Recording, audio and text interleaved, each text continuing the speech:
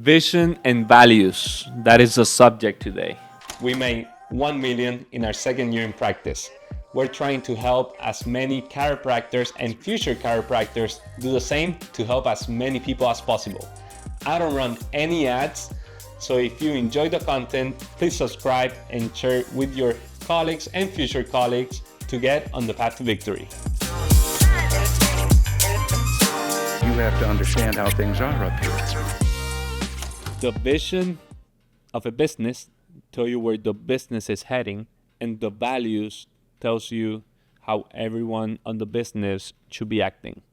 A lot of the times you go to a business and they have their DNA basically on the wall written, but the staff is not baked into it. So as a business owner, a recommendation that we got and actually helped, it was how can you bake your staff into your DNA? And that is basically by hiring, training, and firing based on your vision and your values, and promoting as well based on your vision and your values. And we've seen the transformation of that because thanks to that, we've created a culture as well. You were the office manager for a while, actually. I would say almost like a month already, or a year, right? Almost a year already. What can you talk about the sitting the right person on the right seat? Because a lot of people just hire someone and just gets them on that corner. Okay, you're gonna use this software and that's it. But how can you actually get the right person and get them on the right seat? Yeah, so going back to values, like you said, you can't just hang up your vision on a wall and expect that people are going to actually like own that. Something that we do in every single staff meeting, we go over our vision. We make sure that our staff knows it. They know what our values are. So we make every single decision, like you said, based on those values and based on that vision. If somebody isn't living up to those values, it doesn't really matter what their position is in our office. They don't need to be there. And that's something that we do take very seriously. But as far as knowing kind of like the right role, if it's the right person, we'll know that because they share our values. They're on board with the mission. They get it. They understand it. But as far as finding the right seat, that is just a matter of what are the person's strengths? What are their weaknesses? Do they fit well in this role? If they're not a people person, they probably don't need to be up front at the desk talking with people. If they're really, really hands-on, that might be better as like a tech CA. They may be better about taking x-rays or doing, therapies. But the main principle behind it is they're on board with the mission and they understand the values and they live them out. Like you said, it's baked into their DNA. Not only do they, could they recite the vision, but they believe in it. They're bought into the mission. And when you have people like that, it makes your staff like a rock star team because they're not just showing up for a 9-to-5 job. They're not just collecting a paycheck. They're actually on board and they're trying to help you get to your vision. So what could you talk about, I guess, with, maybe an example of a major company who's got an incredible vision and everybody knows who they are? Yeah, Apple, basically, their vision is creating the future of communication.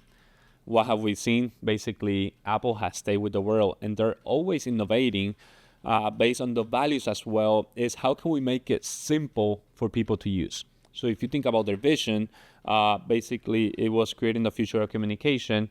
They bring a new iPhone every year, right? So it is crazy insane how they keep producing new technology. So they're keeping up with their vision, and their value is making it simple for people. How easy it is to use a Mac, how easy it is to use an iPad, an iPhone. It's super easy. So basically they're living based on their vision and their values.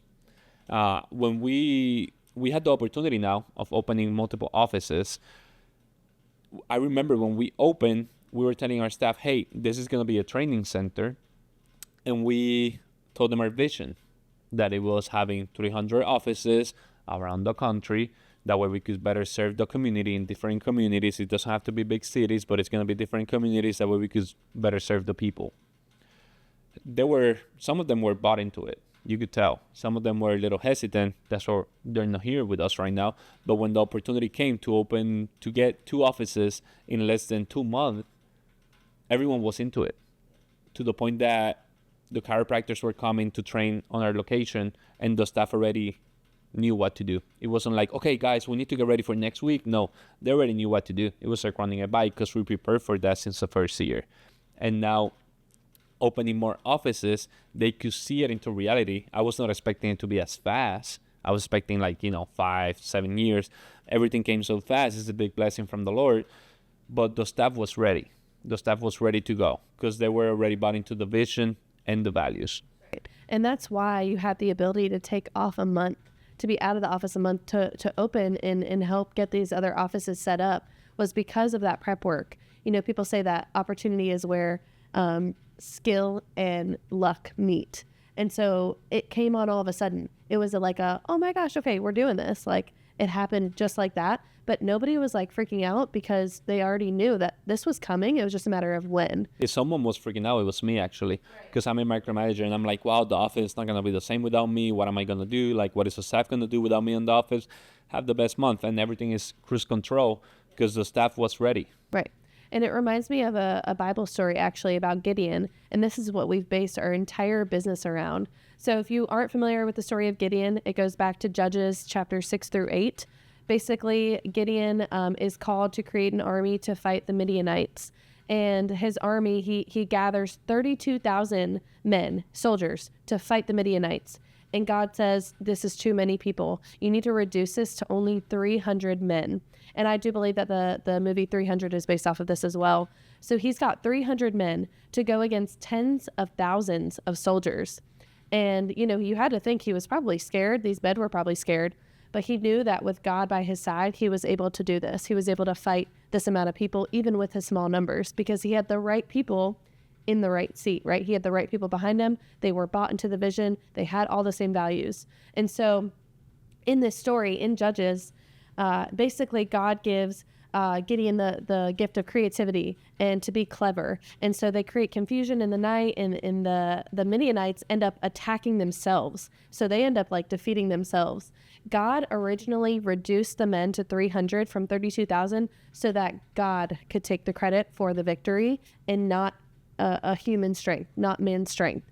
And so our whole premise behind this, if you want me to go into this a little bit, is that we want to open 300 offices in the United States, in the country, to serve people and then to help doctors, right? And I want you to talk about that a little bit more. But in this story of Gideon denies, they want to name him king. And he says, no, the Lord is king. And so God takes that victory. And then as a result, there was peace in Israel for 40 years. And that would have never happened without this story. So do you mind touching on how that's all part of our vision and opening their... No, yeah, us two and our partner, we sat down and we went over the story of Gideon and said, we're going to make every decision based on this. And what we want to have is at least 300 families under maintenance care on every office. And we want to open 300 offices around the country. Why 300? The story of Gideon around the community. And we want to help chiropractors. That will mean we're going to help 300 chiropractors, or even more if they're spouses, to open their own clinic. That way they don't need to get into a loan. They already have the coaching. They already have the mentor. They already know mistakes. That way they don't have to do the same mistakes. And they have to show up to the office and just run the office as a business owner. So that's our goal, to keep opening offices for chiropractors that are not doing great. We could buy their office, or for students that are thinking of opening a new office, they cannot get a loan approved, or they're scared of building a business plan, because I know it's a pain in the butt. We'll be there to basically supply everything, and that way the student can just come into the office and start working. So that's our calling. We just want to keep opening offices for doctors that are not doing great, or future doctor students. So if you have any question, you can reach out, you can text me, you can DM me, and hopefully we can help you.